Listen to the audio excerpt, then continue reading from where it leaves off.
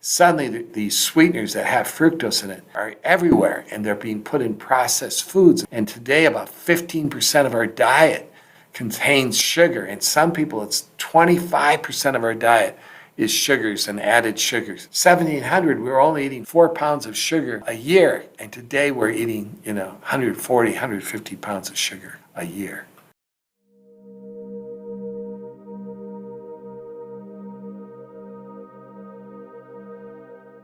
And we're sensitive to fructose, so obesity and diabetes rates are soaring, and they parallel the rise in sugar. Uric acid levels are soaring. They're going up with the advent of sugar and foods and beer and other things that can raise uric acid. The uric acid levels continue to increase in our society, and today about 20 million people in the U.S. have uric acid levels of 7 or higher.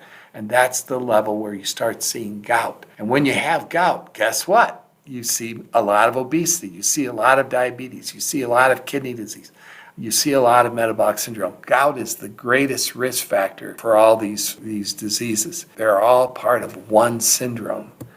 And now, if you look at uric acid levels and the frequency of obesity, look, you have a uric acid of 10, you have a huge chance of having obesity or diabetes. And it's true for kidney disease, and it's true for hypertension.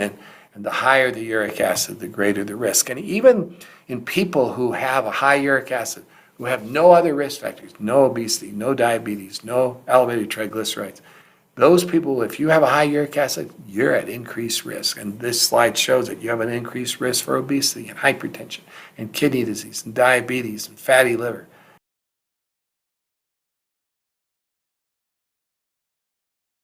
It even predicts, of course, heart disease, because when it's predicting all these different diseases, it's going to also predict. And gout, in particular, is associated with a higher risk for these diseases. Is fruit a culprit? Well, the vast majority of fructose you're getting is from sugar. It's from added sugars. Fruit makes up just a small amount.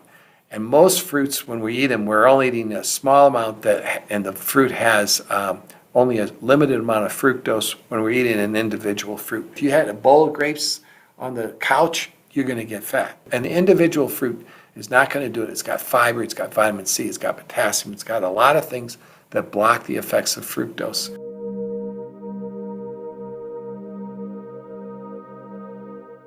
And so you have to eat a fair amount, especially ripe fruit, and we tend to like tart fruit. And what's more, the intestine removes about the first 4 or 5 grams of fructose.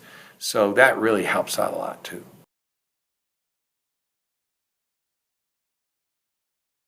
So in summary, there is a biologic switch. Obesity is driven by a switch.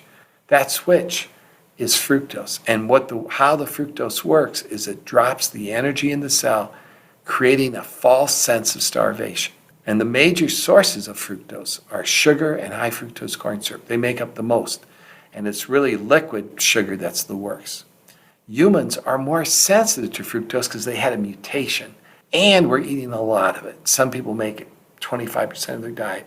And this is why we're developing obesity, diabetes, metabolic syndrome, and all these diseases. Annotated and summarized. Easy to share with loved ones.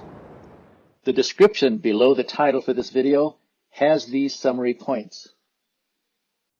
From the website doctorstotrust.com, you can view the summary notes and share or print the PDF of those notes.